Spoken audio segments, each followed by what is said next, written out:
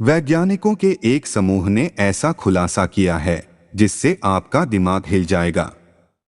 इनका दावा है कि धरती की अपनी बुद्धि है, उसका अपना दिमाग और बुद्धिमत्ता है। वह एक इंटेलिजेंट ग्रह है, यानी धरती जीवित है। यह स्टडी हाल ही में इंटरनेशनल जर्नल ऑफ एस्ट्रोबायोलॉजी में प्रकाशित हुई है, जिसमें ग्रहीय बुद्धिमत्ता यानी प्लैनेटरी इंटेलिजेंस की बात कही गई है, यानी ग्रह के पूरे ज्ञान और तार्किक क्षमता की चर्चा की गई है। सबूत के तौर पर साइंटिस्ट बताते हैं कि जमीन के नीचे फंगस की एक विशालकाय परत है जो पूरी धरती में फैली हुई है। ये आपस में संदेशों का आदान प्रदान करती हैं। इनका एक बड़ा नेटवर्क है। यह एक अदृश्य बुद्धिमत्ता का प्रदर्शन करती हैं, जिसकी वजह से पूरी धरती की स्थितियां बदलती रहती हैं। अगर इस तरह की प्रक्रियाओं को पकड़कर उनकी जांच की जाए तो हम जलवायु परिवर्तन यानी क्लाइमेट चेंज, ग्लोबल वार्मिंग जैसी घटनाओं पर धरती की प्रतिक्रिया को समझ सकते हैं। धरती पर मौजूद जीवन को अगर सामूहिक तौर पर देखा जाए तो उसे बायोस्फीयर कहते हैं। यही है जो धरती की बुद्धिमत्ता, दिमाग, ब्रेन, तार्किक शक्ति और संज्ञान को दर्शाता है। जैसे ही बायोस्फीयर का जन्म हुआ, धरती को एक नया जीवन मिल गया। धरती खुद से अपने बारे में सोचने लगी, वह संतुलन बनाने लगी।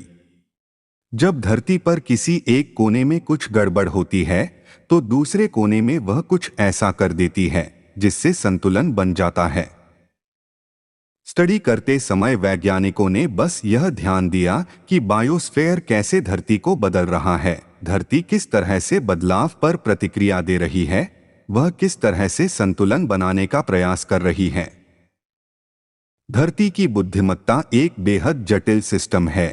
इसे समझाने के लिए वैज्ञानिकों ने 4 स्टेज गिनाए हैं। अपरिपक्व जीवमंडल यानी इमैच्योर बायोस्फीयर, परिपक्व जीवमंडल यानी मैच्योर बायोस्फीयर, अपरिपक्व तकनीकी मंडल यानी इनमैच्योर टेक्नोस्फीयर, परिपक्व तकनीकी मंडल यानी मैच्योर टेक्नोस्फीयर। आइए इन्हें विस्तार से समझते हैं। अपरिपक्व जीवमंडल यानी इनमैच्योर बायोस्फीयर। करोड़ों साल पहले धरती पर जीवन नहीं था, तकनीक नहीं थी, सूक्ष्मजीव यानी माइक्रोब्स थे, लेकिन पेड़ पौधे नहीं थे, उनका आना बाकी था। धरती पे इस तरह का जीवन नहीं था जो उसके वायुमंडल, जलमंडल या फिर अन्य ग्रहीय ताकतों पर असर डाल पाता। इसलिए इस समय को अपरिपक्व जीवमंडल कहा जाता है।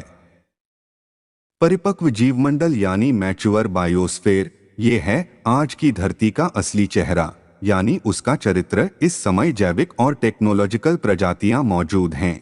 इसकी शुरुआत 250 करोड़ साल से लेकर 54 करोड़ साल के बीच शुरू हुई। महाद्वीप बने, पेड़ पौधों की शुरुआत हुई, फोटोसिंथेसिस की प्रक्रिया शुरू हुई, ऑक्सीजन बना, वायुमंडल शुरू हुआ, ओजोन लेयर बनी, बायोस्फीयर बनता रहा, जिसकी वजह से धरती के वायुमंडल पर असर पड़ने लगा और आज की धरती का निर्माण हुआ। अपरिपक्व तकनीकी मंडल यानी इनमैच्योर टेक्नोस्फीयर। धरती के अपरिपक्व जीवमंडल की तरह हम इस समय तकनीकी मंडल के अपरिपक्व काल में जी रहे हैं, यानी धरती पर संचार है, यातायात है, तकनीकें हैं, बिजली है, कंप्यूटर्स हैं, आपस में जुड़े भी हैं। लेकिन यह अभी अपरिपक्व है, लेकिन ये सारे किसी न किसी रूप में धरती से ऊर्जा ले रहे हैं, लेकिन अपनी तरफ से कोई फायदा धरती को नहीं दे रहे हैं, बल्कि नुकसान ही पहुंचा रहे हैं। लंबे समय में यह तकनीकी मंडल खुद का विनाश करेगा अगर यह पृथ्वी के लिए फायदेमंद नहीं हुआ तो। परिपक्व तकनीकी मंडल यानी मैच्योर टेक्नोस्फीयर, यह उस समय की बात हो रही है जब धरती भविष्य में होगी। सभी टेक्नोलॉजिकल सिस्टम धरती को लाभ पहुंचाएंगे। वैश्विक रूप से जितना धरती से लेंगे उससे कहीं ज्यादा धरती को वापस करेंगे, यानी सहजीवन रिश्ता निभाएंगे, एक दूसरे के लिए सपोर्ट बनेंगे, तब जाकर परिपक्व तकनीकी मंडल का निर्माण होगा। ग्रह हमेशा परिपक्व और अपरिपक्व स्थितियों से गुजरते हुए ही विकसित होता है। किसी भी ग्रह की बुद्धिमत्ता तभी बनती है जब उसके चारों तरफ मैच्योर यानी परिपक्व सिस्टम काम कर रहे हों, जैसे हमारा जीवमंडल यानी बायोस्फीयर। बड़ा सवाल ये है कि हम मैच्योर बायोस्फीयर तक तो पहुंच गए, लेकिन मैच्योर टेक्नोस्फीयर तक कैसे पहुंचे, इसका अंदाजा अभी तक हम इंसानों को नहीं हो पाया है।